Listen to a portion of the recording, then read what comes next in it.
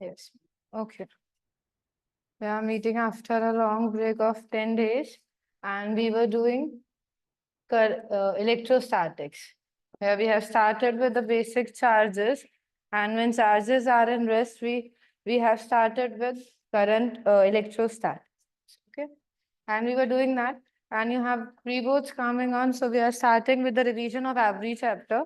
And in physics, we have started with charges, the basic entity due to which we feel electromagnetism, and when charges are at rest, the charges rest पे थे, so they show certain phenomena, and उसे हम क्या बोलते थे, electrostatics.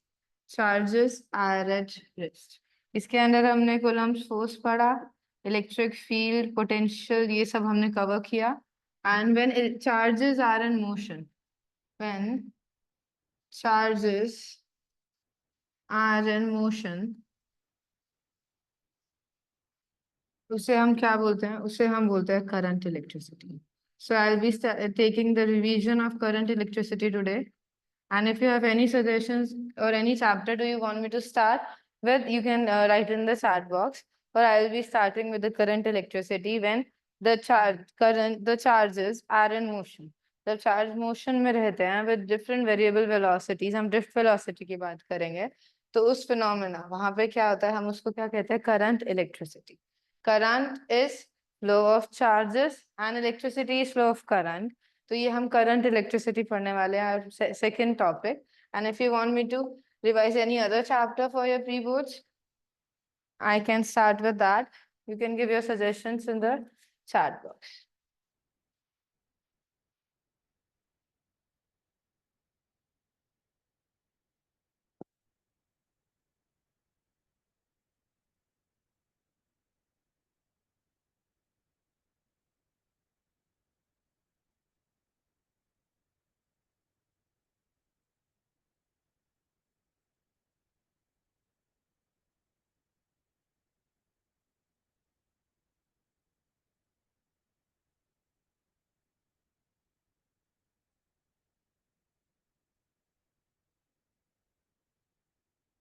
If no suggestions, then I'll be starting with the second chapter, electricity. In electricity, we have to start by defining current. In the previous classes, आप लोगों ने current study किया होगा. We are starting with current.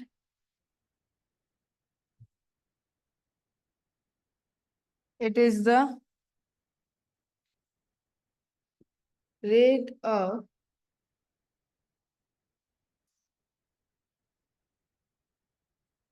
of flow of charges. In a conductor, when charges flow, they constitute electric current. And electric current is defined as rate of flow of charges, that is dq amount of charges are flowing in dt amount of time, then current is defined as this. ठीक है, current क्या है, एक physical quantity है. current हमारी कैसे physical quantity है, it's a fundamental physical quantity.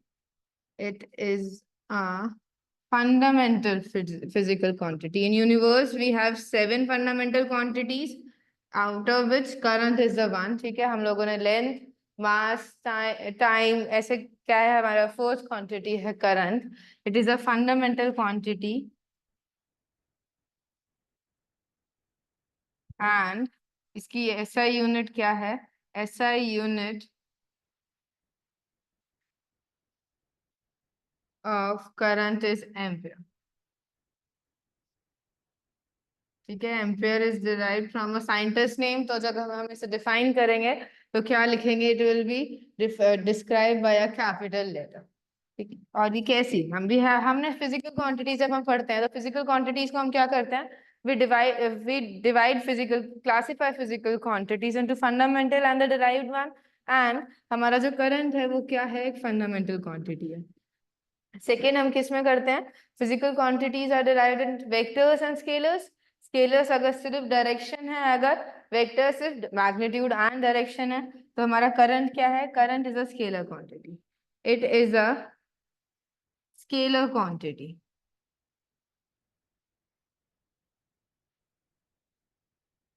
यहाँ पे अगर हम लोग करंट स्केलर बोल रहे हैं, बट भी हम लोग क्या लेते हैं, हम करंट का एक डायरेक्शनल सेंस लेते हैं कि करंट फ्लोइंग इज डायरेक्शन, या current flowing in right to left. ठीक है, वायर में इस डायरेक्शन में high potential to low potential क्या करता है, करंट फ्लो करता है मेरा। तो we have a directional sense, but we are still taking it is a scalar quantity. Why? Because vector quantities क्या होती हैं, जिसके पास क्या होता है, magnitude as well as direction होती है। और इसके क्या होते हैं, vector laws of addition subtraction. इसका क्या है, वेक्टर अलजेब्रा अलग से है। ठीक है, वेक्टर अलजेब्रा क्या है, हम वेक्टर क्वांटिटीज को क्या करते हैं, वेक्टर अलजेब्रा। ठीक है, वहां पे उनका एडिशन हम डिफरेंट टाइप से करते हैं। वहां पे हम मैग्नीट्यूड डायरेक्शन दोनों का कंसिडरेशन लेते हैं। तो जब हम स्केलर करंट को क्या कर रहे थे, ऐड कर रहे थे, अगर ये मैंने एक 60 डिग्री पे लेके आई थी, अगर करंट मेरा वेक्टर होता तो it will be depending on the angle between. अगर ये यहाँ से एक ही डायरेक्शन में जाते हैं, if I am bringing 2 ampere and 2 ampere, तो ये कितना मिला मुझे, 4 एम्पियर मिला। अगर मैं डायरेक्शन चेंज कर दूं, मैंने करंट की डायरेक्शन की, वायर्स की डायरेक्शन चेंज कर दी, and still 2 ampere and 2 ampere was coming, and out going was 4 ampere, still 4 ampere. तो यहाँ पे इसकी डायरेक्शन पे, ठीक है, करंट किस डायरेक्शन से आ रहा है उस पर डिपेंड नहीं कर रहा था। तो करंट डज नॉट शो, यहाँ पे इस पे वेक्टर अलजेब्रा नहीं लगा सकते हैं, इसलिए क्या है, करंट हमारे वेक्टर क्वांटिटीज नहीं है। Current is a scalar quantity. These are the basic characteristic of current. हम करंट को कैसे डिफाइन करते हैं, it is the rate of flow of charges.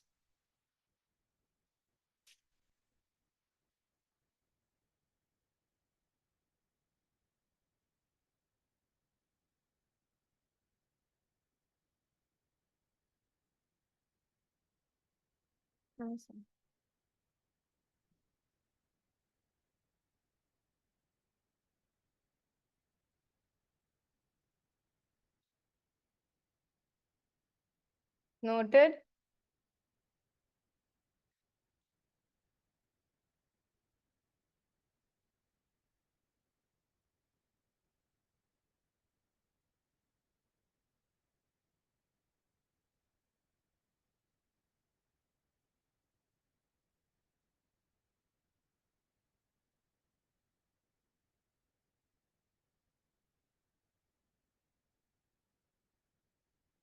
Vectors law follow नहीं करते हैं, सिर्फ स्केलर, जैसे स्केलर अलजेब्रा लगाते हैं हम, 2 + 2 4।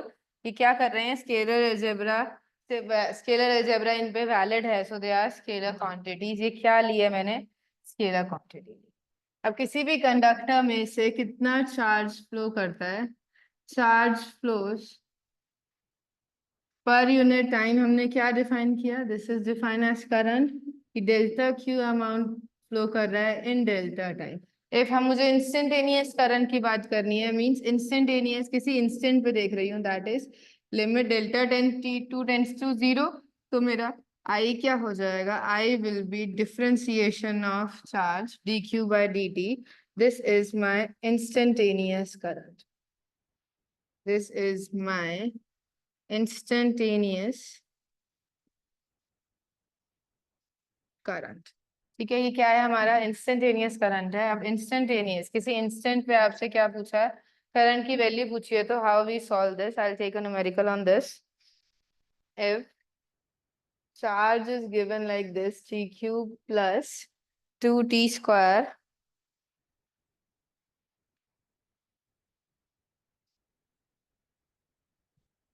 if q is equals to t square plus 4t plus 5, find I instantaneous at t is equals to 3 seconds and I average from 0 to 2 seconds। ठीक है, आपसे इस क्वेश्चन में क्या पूछा है, क्वेश्चन में इंस्टेंटेनियस, फर्स्ट पार्ट में इंस्टेंटेनियस करंट पूछा है at t is equals to 3 seconds and I average, कि हमारा एवरेज करंट कितना पास हुआ 0 to 2 seconds के अंदर, 2 सेकेंड में मेरे जो कितना करंट पास हुआ उसका एवरेज है। Because current is depending on the time, जैसे जैसे टाइम इंक्रीज हो रहा है, मैं वैल्यू ऑफ चार्ज इंक्रीज हो रही है, तो हमें क्या पूछा है, आई एवरेज पूछा है and I instantaneous, and I expect everyone to write the answers in the chat box, then I'll discuss this question, giving you 2 minutes to solve this.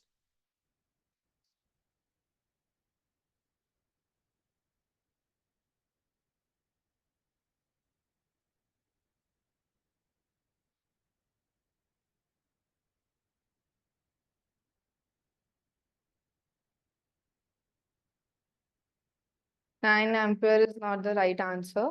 Please check.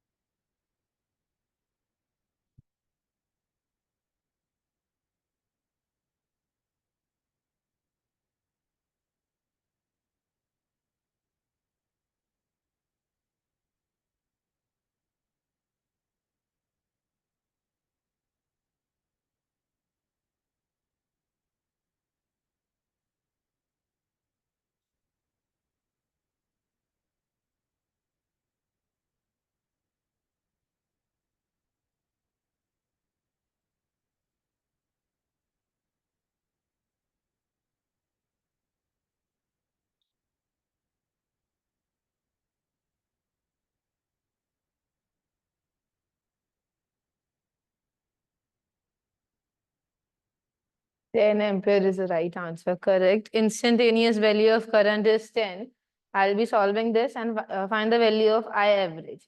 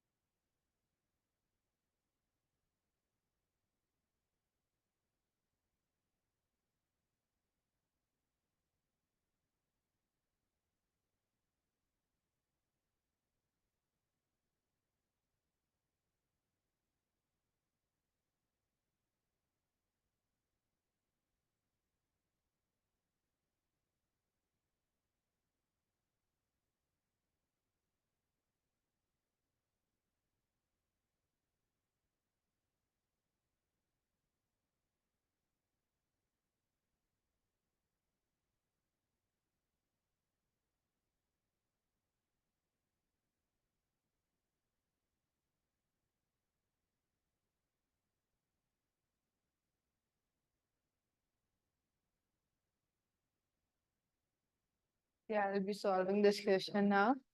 हमें क्या given है, हमें चार्ज की value given है t square plus 4t plus 5. This is the value of charge given. And instantaneous current हम कैसे find करते हैं? It is differentiation of dq by dt. We have to differentiate it. 2t plus 4 plus 0. This is the differentiation of this equation. हमसे कब पूछा है? I instantaneous पूछा है at time is equals to 3 seconds. तो हम I की value क्या हो जाएगी? We have to put the time 2 into 3 plus 4. That is 10 amperes. ठीक है, I instantaneous at the time 3 seconds is 10 amperes. हमसे आगे क्या पूछा है? आगे I average की वैल्यू पूछी है and I average, देखो I average किसी ने सॉल्व नहीं किया है, आपसे क्या पूछा है? I average when t is equals to 0 to t is equals to 2 second तक हमारा कितना क्या एवरेज रहा होगा? तो I average क्या होगा? We can say कि 2 सेकेंड्स में जितना चार्ज फ्लो हुआ minus Q second total charge flow, delta Q निकाल लिया। ठीक है, आई एवरेज क्या हो जाता है? Delta q over delta t. Q at 2 seconds, time 2 seconds पे क्यू कितना होगा एंड 0 सेकेंड पे कितना होगा ओवर 2 माइनस 0। हमें ये सॉल्व करना है। अब हमें सबसे पहले क्या चाहिए? क्यू एट 2 सेकेंड्स चाहिए। अब time t is equals to 2 put कर दें यहाँ पे, 2 square plus 4 into 2 plus 5, 8, 13 and 13 and 4, 17। ठीक है, 17 कूलम ऐसे फ्लो कर रहा है एंड 0 सेकेंड्स पे कितना करेगा? 0 सेकेंड्स पे 5। तो हमारा आई एवरेज कितना आ जाएगा? 17 minus 5 divided by 2, that is 12 divided by 2, 6 amperes. 6 amperes is the average current flowing through the conductor in 2 seconds. 2 seconds में कितना एवरेज करंट पास करता है, दिस इज दिस. ठीक है, इंस्टेंटेनियस के लिए हम डिफरेंशिएट करते हैं और हम लोगों से क्या पूछा, एवरेज पूछा है, तो we have to solve the exact amount of charge. हमें डेल्टा क्यू बाय क्या चाहिए, डेल्टा टी चाहिए.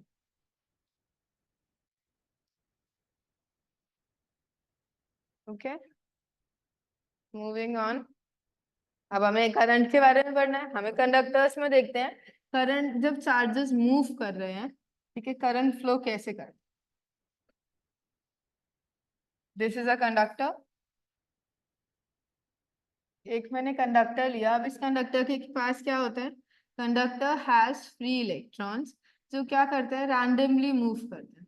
इलेक्ट्रॉन्स क्या कर रहे हैं, रैंडमली मूव कर रहे हैं. अभी रैंडम मूव कर रहे हैं. अभी मैंने इलेक्ट्रिक फील्ड नहीं लगाई है, ठीक है, मैंने इलेक्ट्रिक फील्ड भी नहीं लगाई है, कुछ पोटेंशियल भी नहीं दिया है. मैंने क्या किया है, जस्ट एक कंडक्टर लिया है. Conductor has free electrons, they are moving randomly.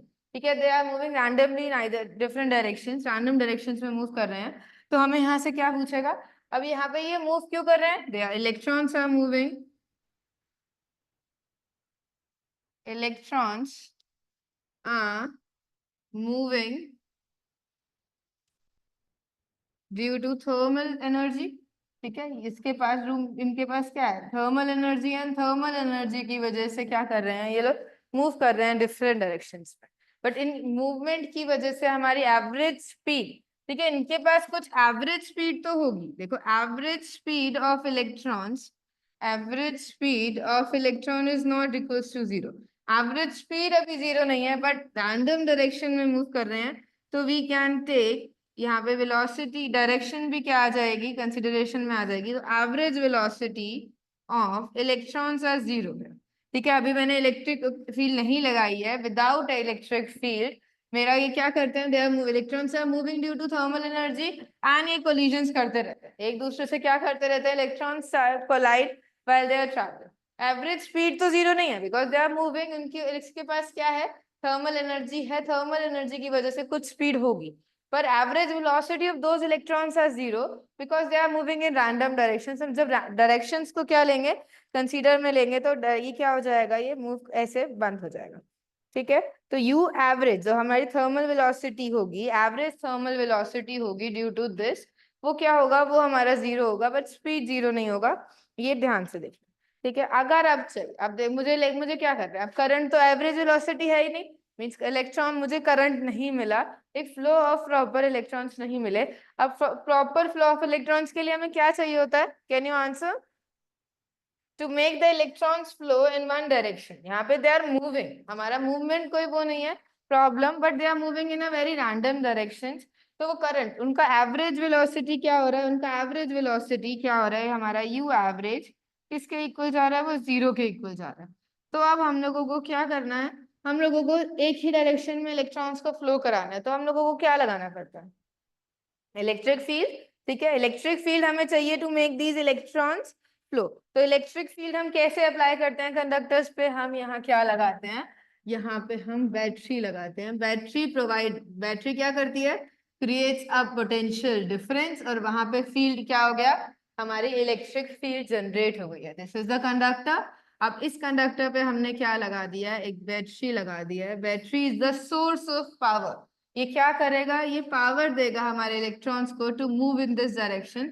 ये क्या करेगा, एक पोटेंशियल डिफरेंस क्रिएट कर रहा है, पोटेंशियल डिफरेंस. ठीक है, अभी मैंने क्या लिया, V वोल्ट का बैटरी लिया. तो ये this is the potential difference. ठीक है, ऐसा नहीं हो सकता अगर जैसे यहाँ 7 वोल्ट ले लिया तो यहाँ 7 जाएगा और यहाँ 0 जाएगा. हमारा डिफरेंस इतना होना चाहिए. ठीक है, यहाँ पे जैसे 8 है तो यहाँ क्या हो जाएगा 1. 8 माइनस 1 इज स्टिल 7. मीन्स यहाँ पे क्या क्रिएट होगा, जस्ट एक पोटेंशियल डिफरेंस क्रिएट होगा. ये नहीं होगा कि ये V है और 0 रहेगा. ठीक है, just I am taking it a random एक वैल्यू ले लिया कि यहाँ पे क्या हुआ, पोटेंशियल डिफरेंस क्रिएट हुआ इन दो पॉइंट्स में, जिसकी वजह से क्या क्रिएट हो गई, इलेक्ट्रिक फील्ड क्रिएट. क्या क्रिएट हो गई, इलेक्ट्रिक फील्ड क्रिएट हो गई. अब जो इलेक्ट्रॉन्स है, पॉजिटिव चार्जेस क्या करते हैं, positive charges move in the direction of electric field and negative charges move in the opposite direction. तो मेरे जो इलेक्ट्रॉन्स है, they will start moving in this direction.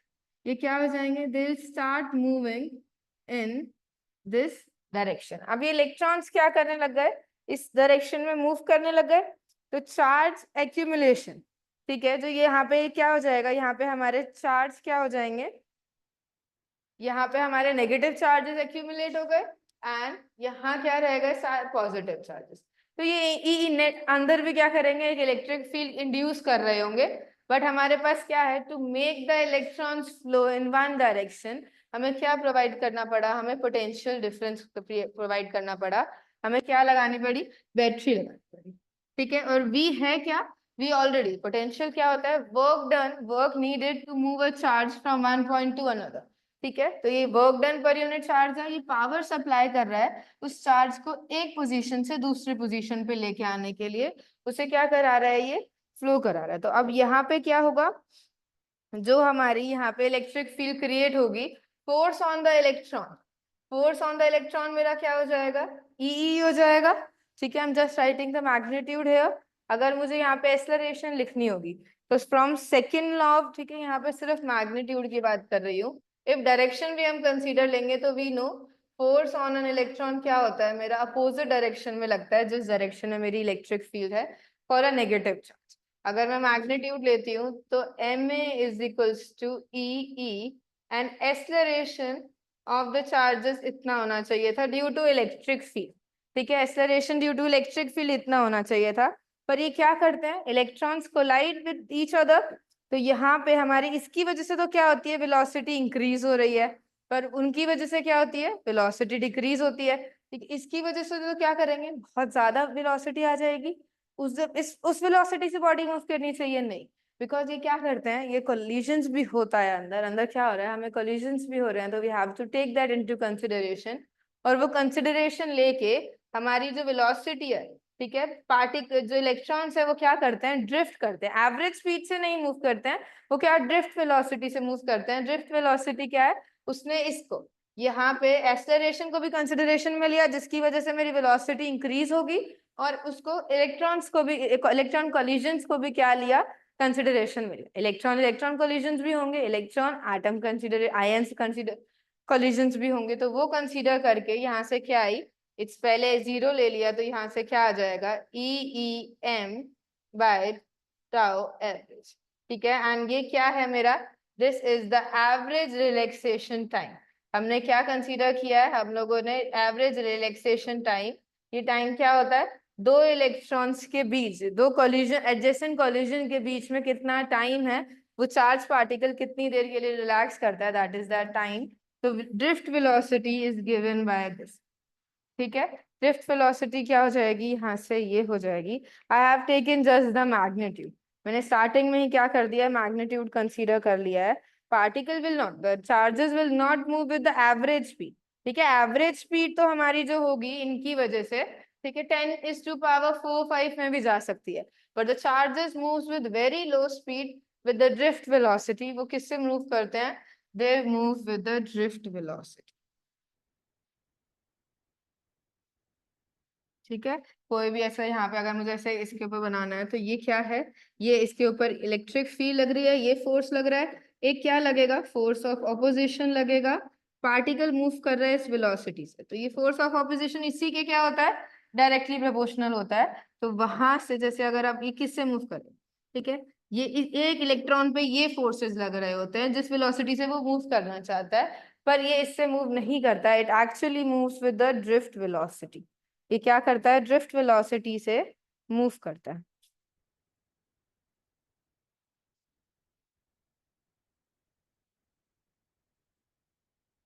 ठीक है। तो इसके यहाँ पे क्या हो जाएगा, acceleration is equals to e e minus k v, it is F opposition is directly proportional to this, and ये क्या हो गया, मास एम। अब दोनों ये मेरे एक्सेलरेशन के पास क्या है, कोई भी एक्सेलरेशन नहीं है, चार्ज के पास क्या है, मेरा कोई भी एक्सेलरेशन नहीं है, जब मैंने क्या लिया, when when velocity is taken as E by K is equals to constant, हमने अगर ये constant एक वैल्यू ले ली, when velocity is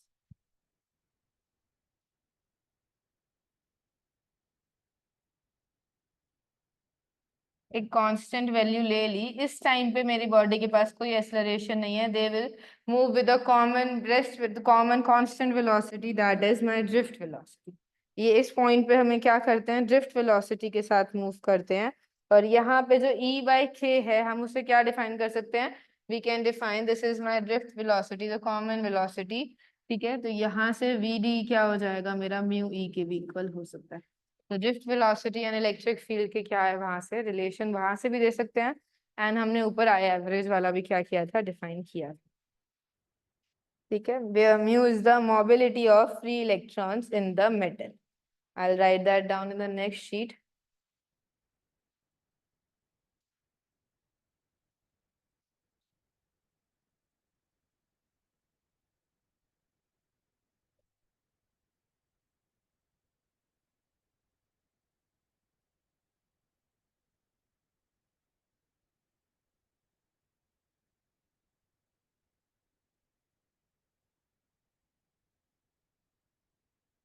ठीक है, हमारे पास ड्रिफ्ट वेलोसिटी क्या आ चुकी है, एक फॉर्मूला ये आ चुका है, EM/टाउ एवरेज। और एक ये क्या है, relation between electric field and mu, ये क्या है, ये है मेरा मोबिलिटी ऑफ फ्री इलेक्ट्रॉन्स। अगर अब मुझे यहाँ से VD, ठीक है, ये तो VD के बीच में हो गया, अगर मुझे इलेक्ट्रिक फील्ड की जगह पोटेंशियल जो हमने सप्लाई किया था उसकी फॉर्म में देना हो, तो we know E is equals to V, क्या था, E is equals to minus dV/dl होता है। ठीक है, the relationship between electric field and E is equals to minus dV/dl। Potential कहाँ डिक्रीज होता है, इलेक्ट्रिक फील्ड के अपोजिट में होता है। If I just take the magnitude, तो V is equals to EL हो जाएगा, and electric field can be written as V/L। This is the potential difference applied, this is the potential difference applied across the conductor, applied across conductor, and this is the length of the conductor। तो अगर हम ये put करते हैं इसके अंदर, तो हमारी VD क्या आ जाएगी, VD is equals to EV/ml tau average. ठीक है, these are some formulas for drift to calculate the drift velocity of electrons। ये क्या है, drift velocity of electrons calculate करने का एक फॉर्मूला।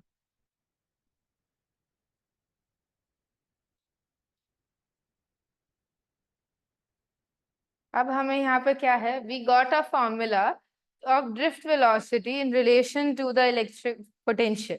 इलेक्ट्रिक पोटेंशियल की टर्म्स में हमने क्या किया, ड्रिफ्ट वेलोसिटी का फॉर्मूला कैलकुलेट कर। अगर आप मुझे ड्रिफ्ट वेलोसिटी एंड करंट के बीच में क्या चाहिए, रिलेशन चाहिए, तो we have to derive that, and we know that वो क्या होता है, उसका वो ये डेरिवेशन हियर आर सम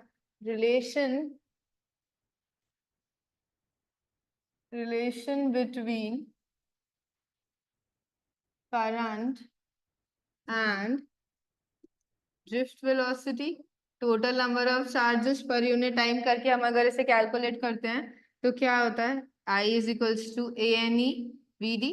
ठीक है, यही होता है। इसे डिराइव कैसे करते हैं, हम लेते हैं एक कंडक्टर में पर सेकेंड लेंथ में कितने मेरे नंबर ऑफ टोटल इलेक्ट्रॉन्स पास करते हैं, डिवाइडेड बाय दिस। ठीक है, वी कैन डिराइव दिस। तो हमें क्या चाहिए, हमें चाहिए number of free electrons passing through the conductor, number of free electrons passing through conductor।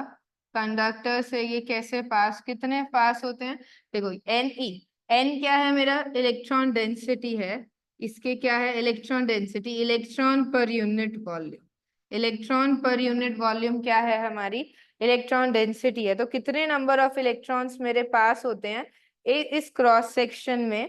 ठीक है, उसका हमें क्या चाहिए, number of free electrons per unit, पर नंबर ऑफ फ्री इलेक्ट्रॉन्स चाहिए, तो इसका एरिया ऑफ क्रॉस सेक्शन ये है। ठीक है, VDT अमाउंट ऑफ टाइम में ये क्या हो गया, लेंथ ले ली मैंने, velocity into time its length, तो ये क्या हो जाएगा, N into A V। VD से क्या करता है, ये मूव करते हैं, इन टाइम DT मैंने क्या ले लिया, इतने नंबर ऑफ इलेक्ट्रॉन्स मूव कर। तो total charge on the electron, total charge on the conductor क्या हो जाएगा, टोटल नंबर ऑफ इलेक्ट्रॉन्स जो ऊपर लिखे हैं NaVd dt इज ई, ठीक है, ई इनका एक का इलेक्ट्रॉनिक चार्ज है। तो टोटल करंट क्या होता है, total charge NaVd dt into e per unit time, ठीक है। तो यहाँ से क्या रिलेशन आ गया, ANeVd, and A is the area of cross section, A is the area of cross section, A is the area of cross section, S is the number density, E is the electronic charge, and Vd is the drift velocity which the electrons is moving. तो यहाँ से हमारे पास एक relation आ गया है, current A is ANeVd, current और drift velocity के बीच में। This is one of the important relation.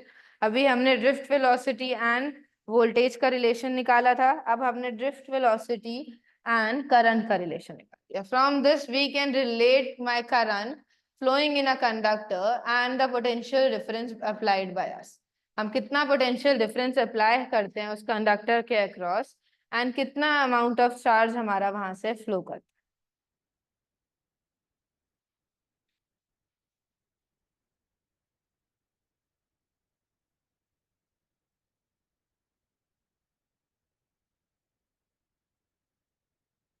Noted।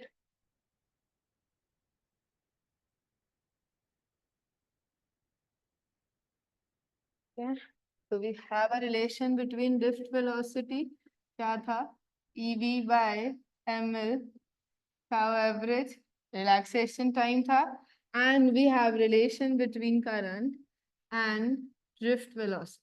अगर अब मुझे drift velocity में यहाँ से रिमूव कर दूं, मुझे current flowing and voltage, जो हमें अमाउंट, जो चीजें पता है, जो हम प्रोवाइड कर रहे हैं, उनमें रिलेशन फाइंड करें। तो I am putting value of Vd in here, I is equals to ANeVd, E, V is the potential applied, mass of the electrons and length of the conductor and tau average।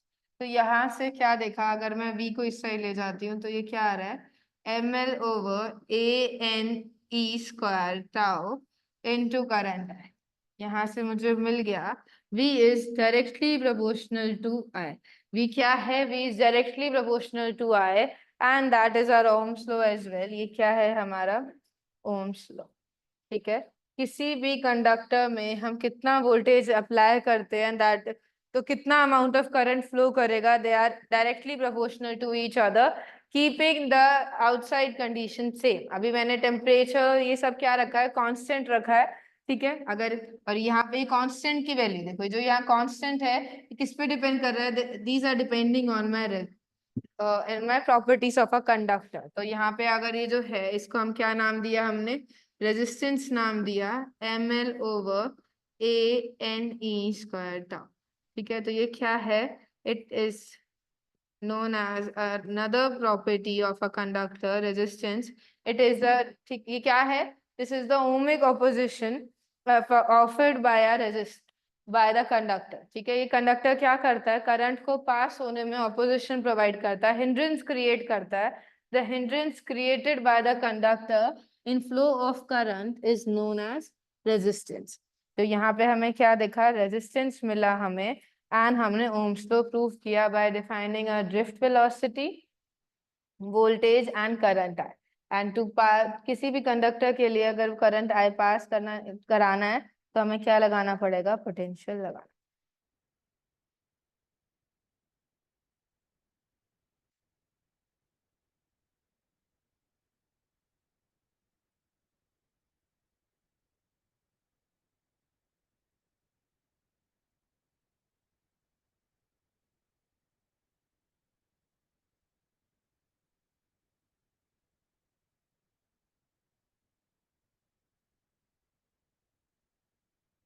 ठीक है, तो we got a property electrical resistance. यहाँ से हमने क्या define किया, we have define another physical quantity, electrical resistance। It is the property of a conductor, it has a tendency of a conductor to resist और to create hindrance for the flowing electrons. ठीक है, due to collision. इसका actual reason क्या है? Collision. ये क्या कर रहे हैं? इलेक्ट्रॉन्स जब फ्लो कर रहे हैं, they are colliding with each other, तो क्या है यहाँ पे? हमें कोलिजन मिल रहा, यहाँ पे एक हिंड्रेंस क्रिएट हो रहा है। This is our electrical resistance. ठीक है,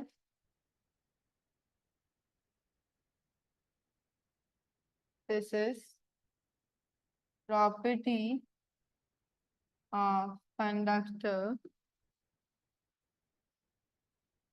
to obstruct the flow of current. To obstruct the flow of current. क्या है? It is called electrical resistance, and under electrical resistance हमने देखा ml over a n e square tau. ठीक है, यहाँ से ये it is depending on the length L of the conductor. ये लेंथ एल, अगर हम इसकी डायमेंशन चेंज करते हैं, लेंथ एंड एरिया, तो ये उस पर डिपेंड कर रहा है। और किस पे डिपेंड कर रहा है? It is depending over M, mass of the charge carrier, number electron density, electronic charge, and the average relaxation time, कि दो इलेक्ट्रॉन कोलिजन के अंदर कितना टाइम है, टाइम गैप है, एंड एल ए। तो हमने यहाँ से जो इसकी मटेरियल की प्रॉपर्टी है, ये क्या है? Material property. इसको हमने एक नाम दे दिया, इट इज रेजिस्टिविटी। यहाँ से क्या दिया है? Resistivity. It only depends on the material and resistivity rho, ये क्या है? m over n e square tau. Depends on, it depends on material of a conductor, कैसा मटेरियल लिया है, डेंस मटेरियल है या, और and depends on temperature। ठीक है, टेम्परेचर पे कैसे डिपेंड करता है? विल टॉक, हम इस पे पूरा टॉपिक लेंगे। ठीक है, हम थर्मल रेजिस्टेंस क्या करेंगे, डिफाइन करेंगे। पर हम यहाँ से देख सकते हैं, जैसे ही हमने क्या किया, हमने टेम्परेचर इंक्रीज किया, तो हमारे इलेक्ट्रॉन्स के पास क्या होती है? थर्मल एनर्जी होती है। थर्मल एनर्जी क्या हो जाएगी? इंक्रीज हो जाएगी। अब पार्टिकल क्या करेंगे? ज्यादा वेलोसिटी से क्या करेंगे? ज्यादा एनर्जी लेके मूव करेंगे, और कोलिजन क्या हो जाएगा? बढ़ जाएगा। जिससे क्या होगा? हमारा रिलैक्सेशन टाइम कम हो जाएगा। तो resistance values got effect there. हमारी रेजिस्टिविटी क्या हो जाती है? टेम्परेचर के साथ चेंज हो जाती है। इसलिए जब ओम्स लॉ हम डिफाइन करते हैं, तो क्या होता है? Potential difference applied across a conductor, it is directly proportional to the voltage. ठीक है, करंट के प्रोपोर्शनल होता है। Keeping the outside surrounding property same, means temperature भी सेम रखते हैं एंड मटेरियल भी सेम लेके रखते हैं, बिकॉज रेजिस्टिविटी क्या हो जाती है? इफेक्ट हो जाती है, और हमारा रेजिस्टेंस चेंज हो जाता है। हमारे करंट की वैल्यू क्या हो जाएगी? चेंज हो जाएगी। ये क्या है? हिंड्रेंस है। जितना ज्यादा रेजिस्टेंस, उतना क्या होगा? हमारे करंट कम फ्लो करेगा। तो ये क्या है हमारी? हमने नेक्स्ट डिफाइन करी रेजिस्टेंस। इसकी एसआई यूनिट क्या होती है? It is a derived quantity. इसकी एसआई यूनिट होती है ओम। ठीक है, 1 ohm is equals to V is equals to I R था। ये क्या हो जाएगा? R is equals to V by I, हमने डिराइव करा है। तो 1/वोल्ट ओवर 1 एम्पियर। तो 1 ohm resistance is the value of, अगर किसी भी कंडक्टर में से क्या कर रहा है? 1 एम्पियर फोल्ड कर पास कर रहा है, जब हमने क्या किया है? 1 वोल्ट अप्लाई। ठीक है, तो इस रेजिस्टेंस प्रॉपर्टी को शो करने के लिए हम क्या करते हैं? हम सर्किट में एक सर्किट एलिमेंट लगाते हैं, रेजिस्टर। ठीक है, हम क्या लगा शो किससे करते हैं? कि माय वायर और my conductor is showing this property is shown by creating one, by putting one resistor in the circuit. ये रेजिस्टर क्या शो करेगा? कि हमारा सर्किट कंडक्टर क्या कर रहा है? हमें रेजिस्टेंस प्रोवाइड कर, ये क्या प्रोवाइड करता है? ये प्रोवाइड करता है रेजिस्टेंस। बट सर्किट एलिमेंट हम कौन सा ऐड करते हैं? हम ऐड करते हैं रेजिस्टर। ठीक है, तो ये क्या करते हैं? हम रेजिस्टर अप्लाई करते हैं। अब हमने देखा कि रेजिस्टेंस किस किस पे डिपेंड कर रहा है। It is depending on the wire length and it's area of cross section. अगर एरिया एंड लेंथ में कोई भी चेंज आता है, तो resistance of the material, resistance offered by the conductor भी क्या हो जाता है? हमारा चेंज हो जाता है। तो वी लुक इनटू दिस कि अगर हम इस पे 2-3 क्वेश्चन करते हैं, कैसे हमारा लेंथ चेंज होगा एंड एरिया चेंज होने पे हमारे रेजिस्टेंस पे कैसे इफेक्ट आता है। You can note this down.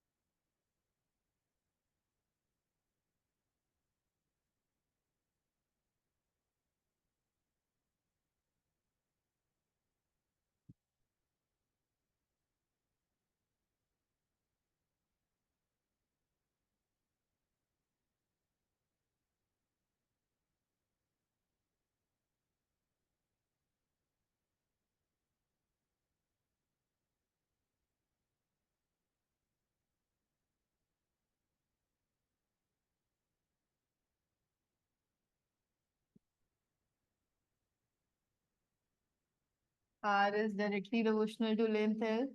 It is inversely proportional to area, and it depends on the material of the conductor, which is shown by the resistivity in the material. Okay.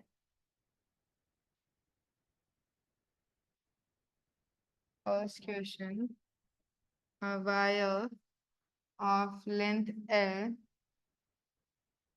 and cross section area A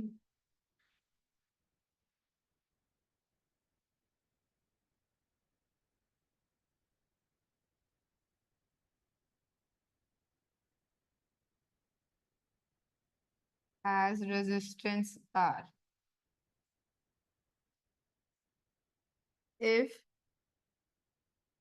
it is stretched to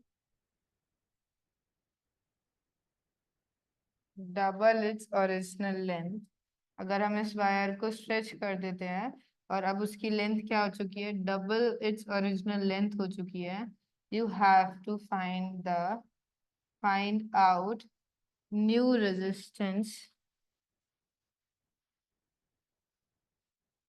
of the wire. अब कितना ये resistance offer करेगा हमारा conductor. You you can try it first and then I will solve it. The wire is stretched to double its original wire length. हमने उसकी length twice कर दी है पहले से, तो हमारा रेजिस्टेंस की वैल्यू क्या हो जाएगी, double. No, that is incorrect. हमने इसे स्ट्रेच किया है तो मटेरियल जितना था वो क्या है, वो सेम ही है. Density volume of the wire remains same on stretching. 4 times. 4 times is the right answer. Everyone else try, and then I'll be solving.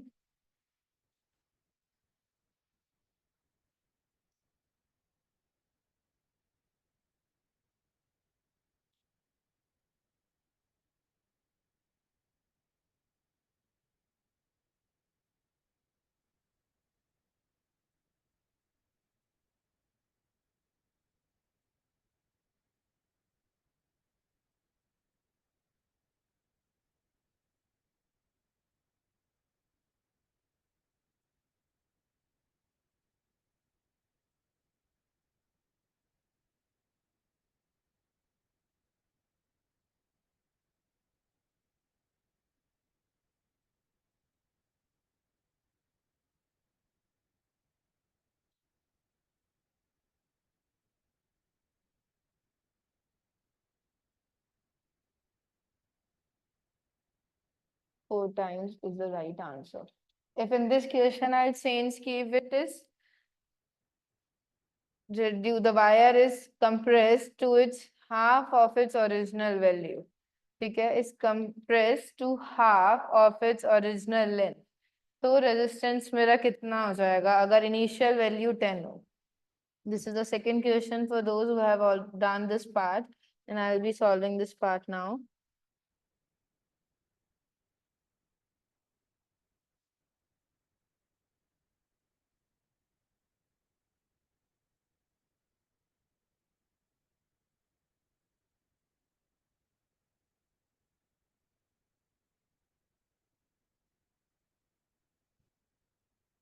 ठीक है, next question for you guys. Same अगर इसमें क्या कर दे, सेकेंड पार्ट दे दे. अब compress किया गया है, compress to half of its original length. तो मेरा रेजिस्टेंस कितना हो जाएगा अगर ओरिजिनली 10 ओम था, बाद में मेरा कितना हो जाएगा. You have to tell me the answer and I am solving the first part. First part says ये क्या था, लेंथ L थी and area of cross section A था. इसे हमने स्ट्रेच किया, स्ट्रेच करने के बाद क्या हो गया, इसकी लेंथ डबल हो चुकी है. ठीक है, लेंथ बिकम्स 2 टाइम, तो area of cross section reduce होगा.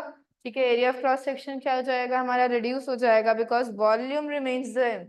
जिससे मिलके ये बना था, वॉल्यूम तो हमारी सेम ही रहेगी, तो मैंने इसे A' लिख दिया. तो V is equals to V'. Volume of the wire remains same, तो पहले क्या था, a इंटू लेंथ l, अब a डैश, और लेंथ कितनी हो चुकी है, अब 12 हो चुकी है, तो a डैश मेरा क्या आ रहा है, area is reduce to half, area is reduce to half. हम यहाँ से अब देखो रेजिस्टेंस r डैश चाहिए था, रेजिस्टिविटी चेंज नहीं होगी, लेंथ 2 टाइम हो रहा था, एंड एरिया a डैश है, तो वो कितना है, a/2, that is 4 ρl/a। And पहले रेजिस्टेंस कितना था, पहले रेजिस्टेंस यही था ρLA/A, तो ये क्या हो चुका है, 4 टाइम्स, क्या हो चुका है, 4 टाइम्स। अब इसी का सेकेंड पार्ट करने को बोला है, अगर ये क्या करें, हम इसे कंप्रेस करें, और कंप्रेस करके क्या करें, half of its original length पे ले, ठीक है, हाफ लेंथ पे लेके आए हैं, और पहले इसका क्रॉस सेक्शन एरिया ए था, ठीक है, अब ए डैश हो गया होगा, पहले रेजिस्टेंस था 10 ओम, अब मेरा जब इसे कंप्रेस कर दिया है तो मेरा आर डैश कितना होगा। अप्लाई द सेम थिंग जो हमने फर्स्ट पार्ट में किया है, इधर सेम चीज अप्लाई करो and tell me the answer.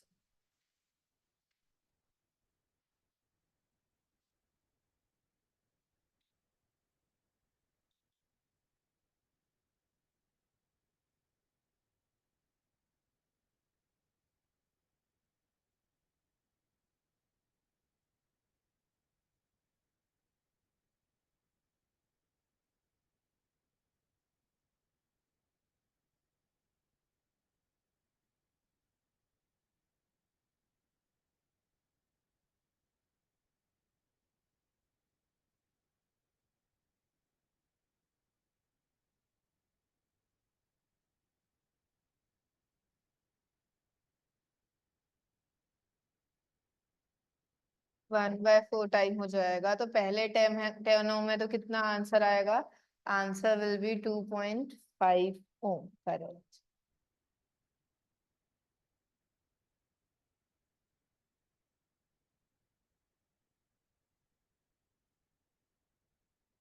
Correct, देखो यहाँ पे R is equals to ρL/A, that is 10 ohms given है।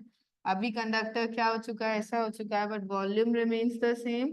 अगेन A इंटू एल क्या हो जाएगा, A डैश इंटू L/2, तो A डैश कितना आ रहा है, it is coming twice A, 2A के इक्वल आ रहा है ये चीज, ठीक है। अब लेंथ मेरी L/2 है, एरिया है 2A, तो ये क्या है, ρL/2 इंटू 2A, ये क्या आ रहा है, 1/4 ρL/A, 1/4 ρL/A, ये क्या है हमारा, R डैश है। तो अभी देखो ρLA/A हमारा 10 ओम था, तो 1/4 इंटू 10 कितना आ रहा है, 2.5 ampere is the right answer, ठीक है। 2.5 एम्पियर क्या है हमारा राइट आंसर है। अब हमने रेजिस्टेंस की बात करी थी, तो हमने एक रेजिस्टिविटी डिफाइन किया था, इट डिपेंड्स ऑन दिस, ठीक है, ये इस पे डिपेंड कर रहा है कि ये कैसे यहाँ पे mass of the electron, number density electron, M N E are constant electron case में। अब हम अगर टेम्परेचर इंक्रीज करते हैं, ठीक है, देखो अब हमारे पास 3 डिफरेंट टाइप ऑफ मटेरियल्स हैं, एंड टेम्परेचर के साथ ये तीनों डिफरेंट बिहेव करते हैं, कंडक्टर, सेमीकंडक्टर्स, इंसुलेटर्स, और हम सब एलॉयज ले लेते हैं, तो क्या डिफरेंट बिहेवियर रहता है। फॉर कंडक्टर्स देखते हैं, फॉर कंडक्टर्स, अगर कंडक्टर्स के केस में अगर हम टेम्परेचर इंक्रीज करते हैं, ठीक है, देखो टेम्परेचर इंक्रीज किया तो सबसे पहले क्या होगा, हमारी थर्मल एनर्जी इंक्रीज हो जाएगी, वेलोसिटी इंक्रीज होगी, और रिलैक्सेशन टाइम क्या हो जाएगा, कम हो जाएगा, रिलैक्सेशन टाइम रिड्यूसेस, जो रिलैक्सेशन टाइम है वो क्या हो जाता है, रिड्यूस हो जाता है, बिकॉज कोलिजन्स क्या हो जाते हैं, कोलिजन्स बढ़ जाते हैं, तो टाउ एवरेज रिड्यूसेस, जिसकी वजह से मेरी रेजिस्टिविटी क्या है, इंक्रीज होती है, ठीक है, रेजिस्टिविटी इंक्रीज हुई। पर टेम्परेचर इंक्रीज के साथ साथ दूसरा फैक्टर भी आता है, ठीक है, टेम्परेचर इंक्रीज के साथ दूसरा फैक्टर क्या आया, आयनाइजेशन ऑफ, ठीक है, आयना, इसको एनर्जी मिली, तो ये क्या कर सकता है, एटम से और इलेक्ट्रॉन्स क्या कर सकता है, निकाल सकता है, तो आयनाइजेशन एनर्जी भी मिली, मींस इसने क्या किया, नंबर डेंसिटी इंक्रीज कर दी, इलेक्ट्रॉन्स इन द कंडक्टर क्या हो गए, इंक्रीज हो गए। अब electron in the conductors increase होंगे, तो मेरी रेजिस्टिविटी क्या होगी, ये इसके इनडायरेक्टली है, तो ये क्या हो रहा होगा, इसकी वजह से क्या हो रही होगी, डिक्रीज। तो ये क्या है, बहुत अपोजिंग फैक्टर्स है। टेम्परेचर इंक्रीज करने पे वो दोनों क्या है, हमारे अपोजिंग फैक्टर्स हैं। तो कौन सा डोमिनेट करेगा, it depends on the type of material we are taking. ठीक है, तब जैसे कंडक्टर्स के केस में, हमारे पास कंडक्टर्स के केस में ऑलरेडी कितने 10⁻28 29 क्या होते हैं, फ्री इलेक्ट्रॉन्स होते हैं। तो अगर थोड़ा सा 100 200 इलेक्ट्रॉन्स इंक्रीज भी हो जाए, तो इंक्रीज इन इलेक्ट्रॉन्स यहाँ पे क्या है, इनसिग्निफिकेंट हो जाता है। In case of conductors, in case of conductors, increase in n number density is insignificant। ये क्या है,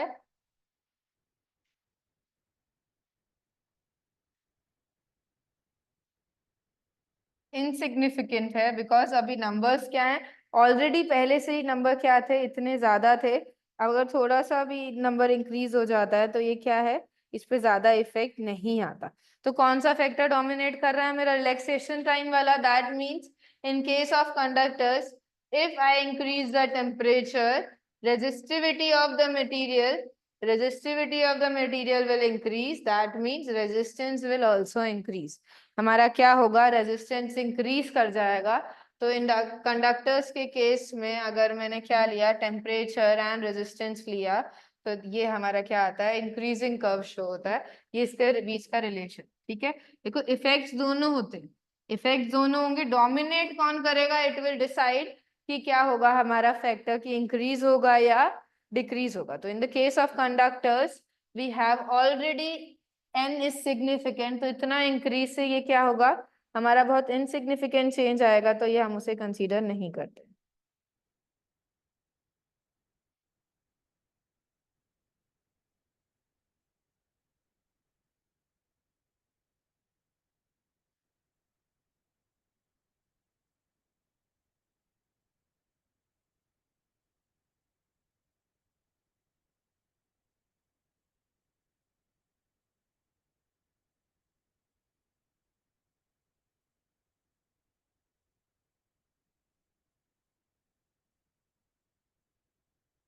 नेक्स्ट अगर क्या लेते हैं हम, सेमीकंडक्टर्स ले लिए। ठीक है, सेमीकंडक्टर्स में क्या होता है, एन का रेंज इतना ज्यादा at normal temperature and significant amount ही होता है, बहुत ज्यादा अमाउंट नहीं होता है। तो जब हम सेमीकंडक्टर में क्या करते हैं, टेम्परेचर इंक्रीज करते हैं, तो एन वाला फैक्टर क्या है, बहुत ज्यादा डोमिनेट करता है। हमारा जो नंबर डेंसिटी है वो ज्यादा इंक्रीज हो जाती है, जिसके वजह से क्या है, हमारा रेजिस्टिविटी डिक्रीज होती है। So when I increase the temperature for a semiconductor, resistivity decreases and resistance of the wire decreases। जैसे कंडक्टर्स के केस में बढ़ता है हमारा, इस केस में क्या होता है, रिड्यूस होता है। इस केस में क्या होता है हमारा, रिड्यूस होता है हमारा यहाँ पे। ठीक है, सेमीकंडक्टर्स लाइक सिलिकॉन जर्मेनियम, ये सब सिलिकॉन जर्मेनियम, तो ये क्या होता है, ये टेम्परेचर के साथ वैल्यू क्या होती है, इसकी टेम्परेचर के साथ वैल्यू रिड्यूस होती है। कुछ एलॉयज होते हैं जैसे हमारे मैग्नीशियम एंड और यहाँ पे। ठीक है, इनके अंदर हम टेम्परेचर का क्या है, टेम्परेचर इंक्रीज या डिक्रीज करते हैं तो इस पे कुछ ज्यादा इफेक्ट नहीं आता है। अगर इसकी ये कांस्टेंट वैल्यू है तो टेम्परेचर के साथ इसका बहुत कम क्या आएगा, वेरिएशन है। We have those type of material as well. ठीक है, जो हमारे पास क्या है, कुछ एलॉयज होते हैं, नाइक्रोम हो गया, मैग्नीनियम हो गया, कॉन्स्टेंटेंट हो गया, ये सब क्या है, हम इन्हें प्रॉपर एक्सपेरिमेंट्स के लिए यूज करते हैं कि टेम्परेचर चेंज हो रहा है तो हमारे रेजिस्टिविटी में चेंज नहीं आना चाहिए।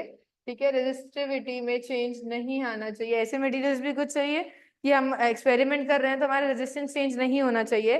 वो क्या होंगे, वो हमारे होंगे एलॉयज। एलॉयज क्या करते हैं, टेम्परेचर के साथ इतना ज्यादा इफेक्ट नहीं आता है, and in comparison to semiconductors and conductors, जिनके में क्या आ जाता है, टेम्परेचर डिफरेंस ज्यादा आ जाता है।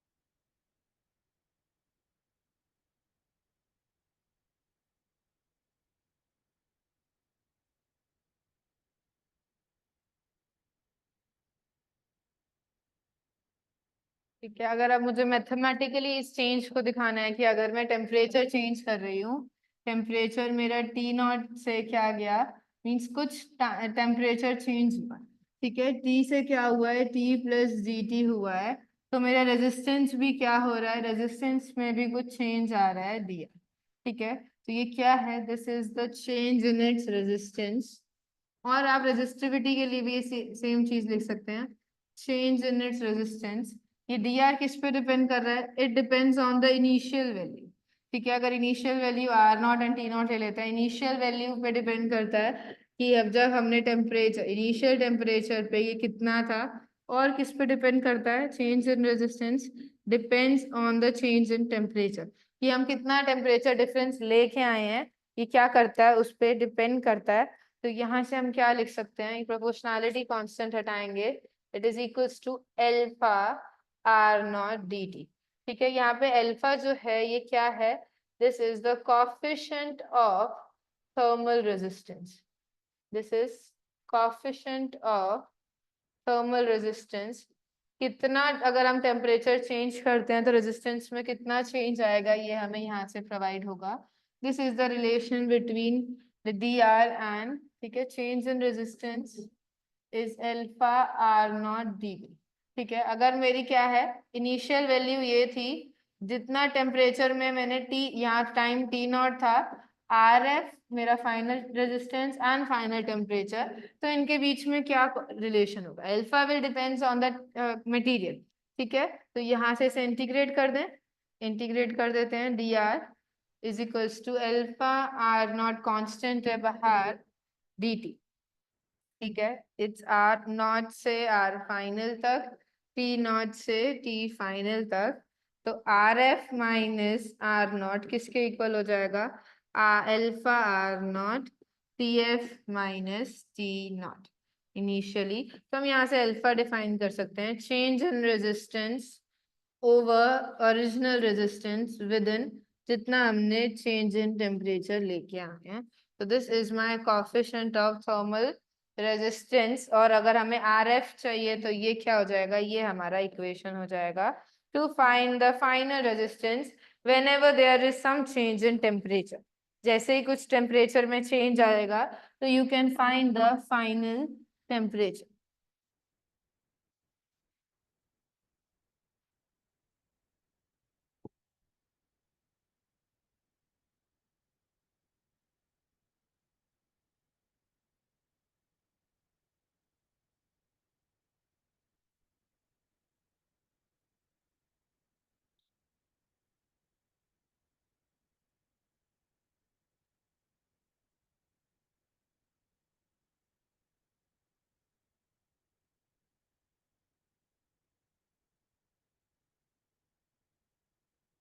We'll do some one numerical on this.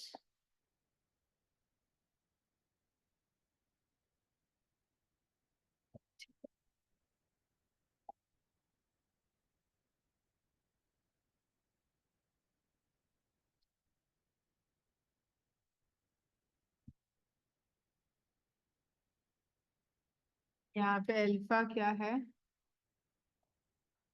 Alpha is equals to, means अगर हमें आर एफ फाइनल टेम्परेचर लिखना हो तो इसकी एक फॉर्म ये भी आएगी, R not alpha T F minus T not, ठीक है, और R R F is equals to R not plus R not alpha delta T, क्या हो जाएगा ये, R not one plus alpha delta T, this is the final resistance whenever there is some change, same goes with resistivity, अगर resistivity initially इतनी है, alpha will depend on the material and कितना change in temperature लेके आए हो, जैसे ही temperature में चेंज आएगा you will get some change in its resistivity. So I'm writing one question based on this formulas.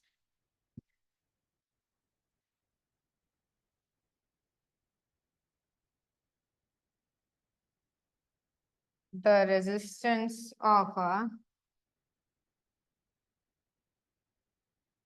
heating element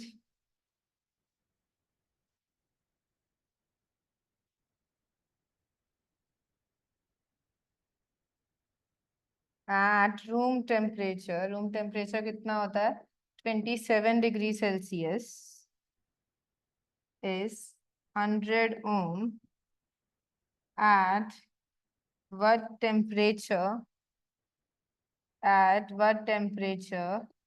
the resistance will be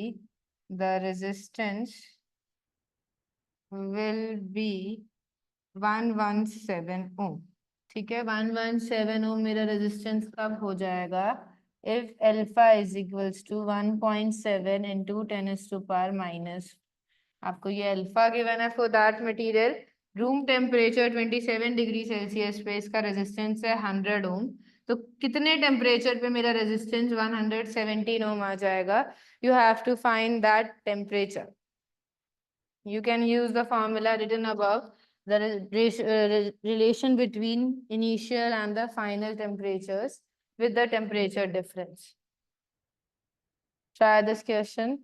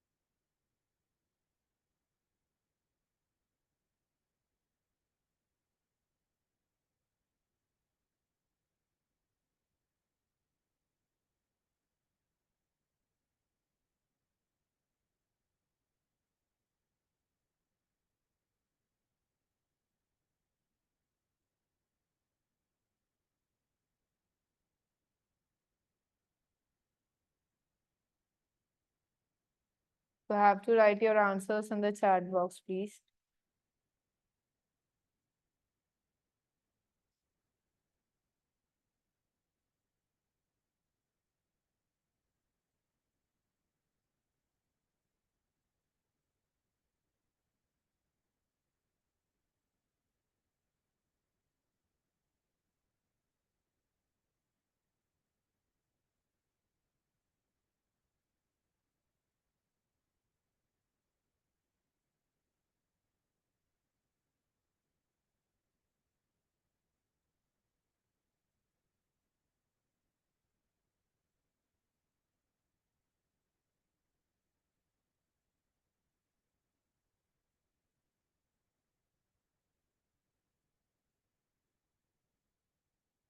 Hmm, 28 degrees Celsius. No, that is not the right answer.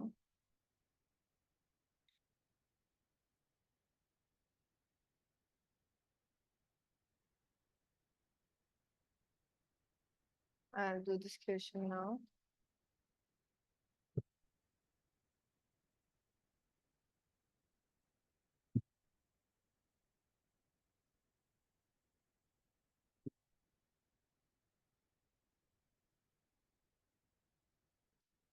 हमारे पास initial temperature कितना था 27 degree Celsius था let's say final is T we have to find the T R not कितना था 100 ओम and RF was 117 ohm and my alpha for the material is given as 1 into 7 1.7 into 10 is to power minus 4 ये given था so we have the relation RF is equals to R naught 1 plus alpha delta t. RF was this.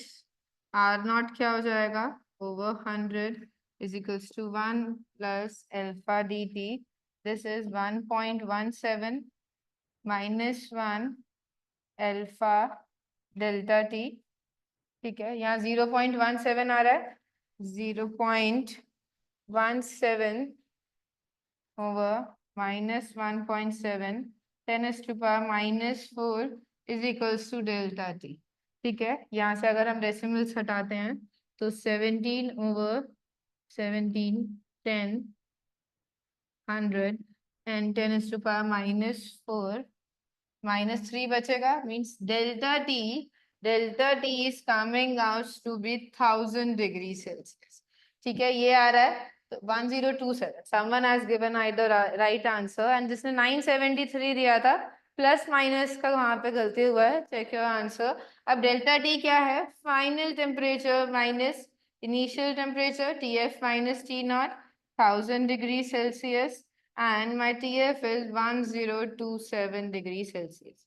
This is a final temperature कि हमारी body इस पे temperature पे आ जाएगी अगर हमें रेजिस्टेंस क्या करना है, इतना इंक्रीज करना. ठीक है, I am writing out the next question from the similar topic and in the next class we'll be starting ahead series and parallel of resistances and ohms. हम वहां से स्टार्ट करेंगे नेक्स्ट क्लास में. Basic हम लोगों ने सारी quantities क्या कर दी हैं, सारी basic quantities we have derived. Writing out the one question. Here you have to use the same relation. The resistance is depending on my time.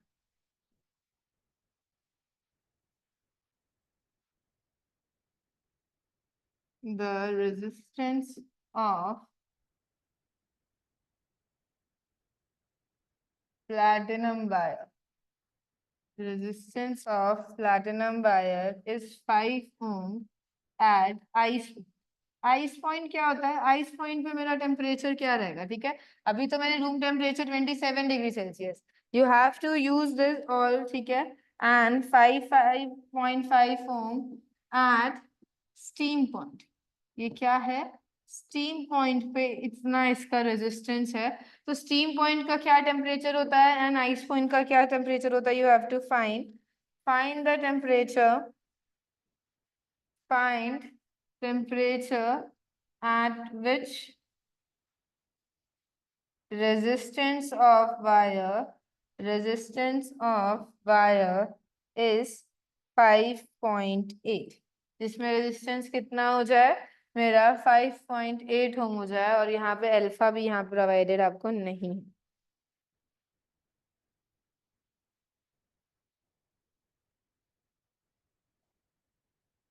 ठीक है, देखो आइस पॉइंट क्या होता है?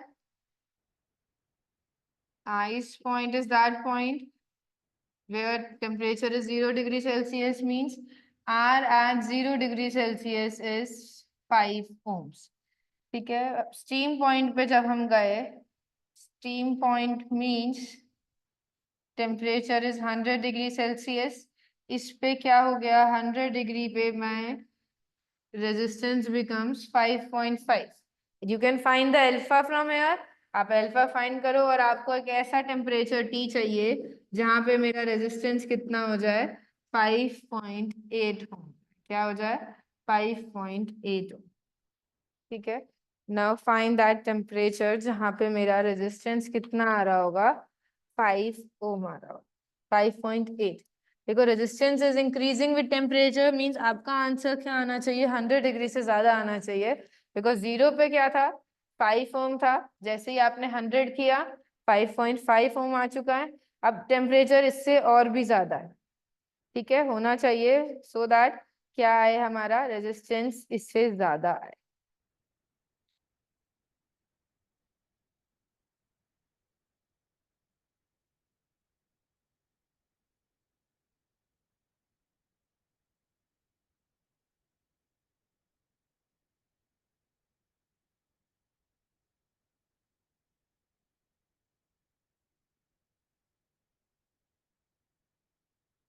You have to apply the same formula which we have applied in the last question.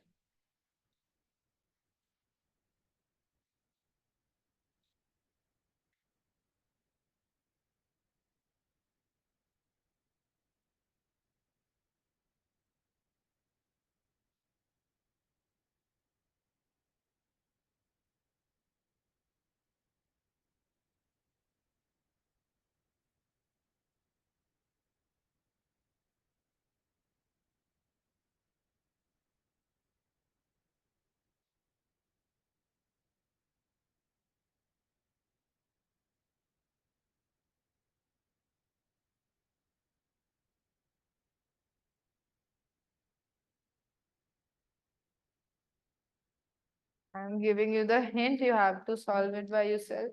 आप पहले इसे लिख सकते हैं and इसका दोनों चीज यहाँ लिख सकते हैं। अल्फा को आप रिमूव कर दीजिए, अल्फा फाइंड कर रहे हैं, दैट्स ओके। अल्फा को अगर हम रिमूव कर लेते हैं तो the calculation would be easy. अगर मेरा आर नॉट क्या ले ले, 5 डिग्री 5 ओम ले लें, तो यहाँ पे मेरा फाइनल टेम्परेचर कितना है, 5.5 ओम। जब इनिशियल कितना था, 5 था। 1 + अल्फा डेल्टा टी, मुझे पता है कितनी डिग्री चेंज आया है, 100 डिग्री चेंज आया है। Someone has given the okay, yes, 160 is the right answer, correct. Everyone else try. You can find alpha from here, or you can do it 5.85 1 + alpha T. Because यहाँ पे क्या आना चाहिए, मैंने इसके रिस्पेक्ट में क्या ले लिया, फाइनल टेम्परेचर, इनिशियल टेम्परेचर, और डेल्टा टी क्या आएगा, T-0 degree Celsius.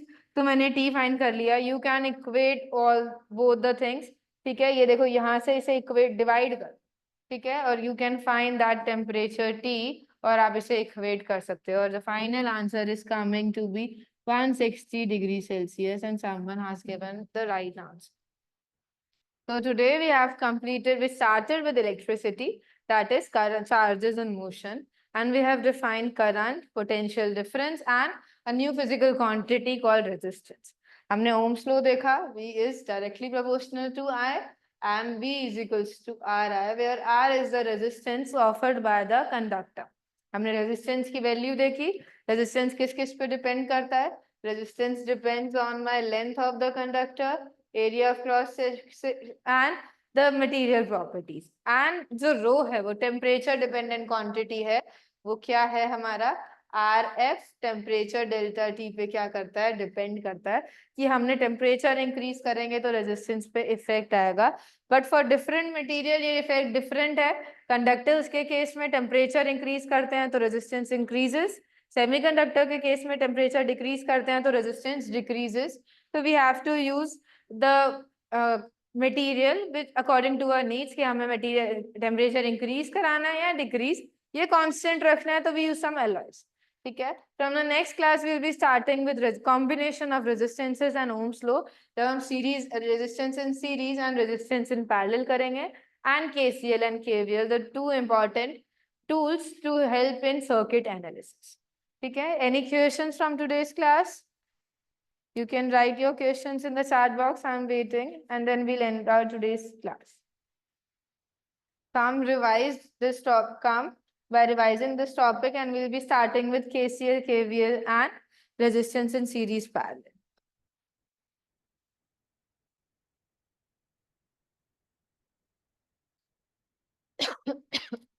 Any doubts? If you have any doubts, you can write your queries in the chat. Okay. If no doubts, then you can leave. I'll be ending the session in a minute. I'm waiting for someone. If you have, and for everyone, please come revise. In the next class, we will be dealing with the most important topic of this chapter, that is combinations of resistance and KCL and KVL. You can expect one question from CBSE from that topic, and one in JEE Mains as well as in NEET. Okay, if no doubts, then I'm ending the class. Bye, everyone.